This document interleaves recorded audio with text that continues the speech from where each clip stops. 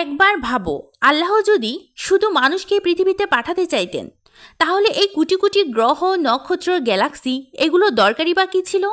কি শুধু সাজানোর জন্য? না, সত্য জানলে তোমার মাথা ঘুরে যাবে। প্রথমেই দেখি বৃহস্পতি। একে বলা হয় পৃথিবীর ঢাল। এর বিশাল মহাকর্ষ ভয়ঙ্কর উল্কাপিণ্ড ও গ্রহাণুগুলোকে নিজের দিকে টেনে নেয়, যাতে তারা পৃথিবীতে ধ্বংস না নামায়। আল্লাহ এই গ্রহকে বানিয়েছেন আমাদের রক্ষার জন্য। দ্বিতীয়ত শনি। একে বলা হয় সৌরজগতের ভারসাম্য রক্ষক। এর আকর্ষণ শক্তি পুরো সৌরজগৎকে ব্যালেন্সে রাখে। যদি শনি না থাকতো, পৃথিবী তার কক্ষপথ থেকে সরে যেত, মৌসুম, বাতাস, এমনকি জীবনও বিপর্যস্ত হয়ে যেত। তৃতীয়ত আমাদের চাঁদ। এটি সমুদ্রের জোয়ার ভাটা, আবহাওয়া, এমনকি পৃথিবীর ঘূর্ণায়নের ভারসাম্য নিয়ন্ত্রণ করে।